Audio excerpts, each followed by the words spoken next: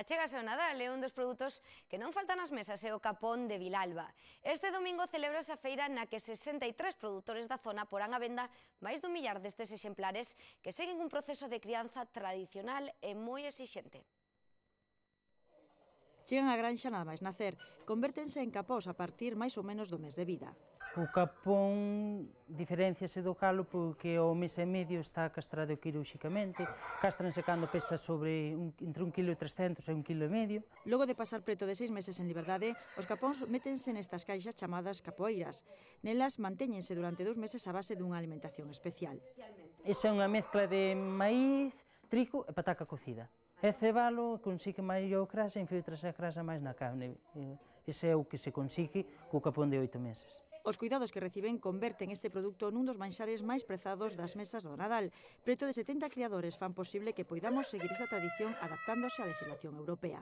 Todos os capós que van á feira son castrados quirúrxicamente e logo despois tamén as funcións da asociación son promover e estudiar outras posibilidades e incluso no ano 2004-2006 se fixo un proxecto de I+D para tratar de desestacionalizar a produción e o consumo de capón de Vilalba.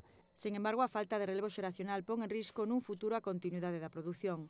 O recoñecemento da especie como protexida podería ser unha alternativa. Esperamos que neste ano 2011 a ver se axilizan os trámites e a ver se podemos adquirir ou conseguir esa identificación xeográfica protexida que sería un pulo importante á produción e sobre todo a profesionalización do sector, porque hai que tamén mencionar que a idade dos criadores e de criadoras especialmente é avanzada, polo tanto convén que se profesionalice un pouquiño máis o sector e que poida vivir máis xente deste produto. O vindeiro domingo os capóns xa sacrificados levaránse á tradicional feira de Vilalba. Os produtores da zona porán a venda máis dun millar destes exemplares, un agasallo exclusivo para estas datas. É un produto que chega basicamente como regalo, inda que últimamente cada vez máis na restauración, a moitos puntos de España, e é, polo tanto, unha tarxeta de visita, unha embaixada natural do noso concello, porque falar do capón xa se identifica Vilalba. Cada exemplar rondará os 80 euros. Outra das tradicións do Nadal son as compras. O pasado venres celebrouse a primeira edición da Noite Aberta na que un centar de comercios da capital ofreceron descontos, actuacións e pinchos nos seus locais ata as 12 da noite. A iniciativa foi organizada pola Asociación de Mulleres Autónomas de Lugo para promocionar o comercio de Lugo cara á campaña navideña. Desde o balcón do Concello, a presidenta do colectivo de autónomas lanzaba o chupinazo, velaba o pistoletazo de saída á Noite Aberta. Durante 4 horas, os comercios con esta alfombra branca ofrecían no interior unha noite de compras chea de ilusións, na que non faltou o glamour, o bo champán e os aperitivos de luxo. Hoy no es a lo mejor una noche de vender, tampoco es lo que pretende el comercio, aunque sabéis que hay descuentos, promociones, catering, música en vivo, etc.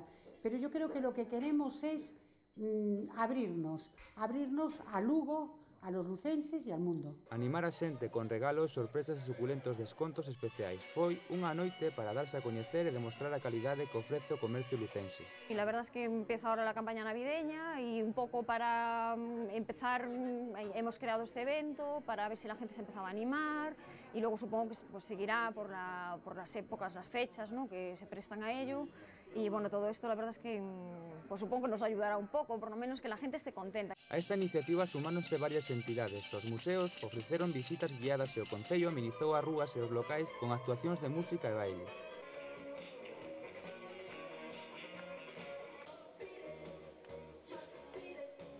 Isto hai que repetirlo máis veces porque pódese mezclar diversión, compra e tamén cultura. Ao final da noite, a Praza Maior enchíase de xente atraídos pola maxia dos espectáculos. Non cabe duda de que este despertar de cara ás Navidades con estas actuacións sempre é bon para o comercio. Logo do chupinazo de clausura, comerciantes, organizadores e colaboradores inmortalizaron con esta foto de familia a primeira das moitas edicións que pensan repetir cada ano. E Lugo tamén se promociona a través da súa historia. Falamos da mostra cartográfica que representa a evolución da provincia no último século. Ademais dos mapas, a exposición conta con imaxes aéreas e instrumentos históricos de medición que datan dos séculos XIX e XX. Pódese ver en horario de mañá ou de tarde no Centro de Convivencia Maruja Maio. Con ela lles deixamos que pasen unha feliz fin de semana.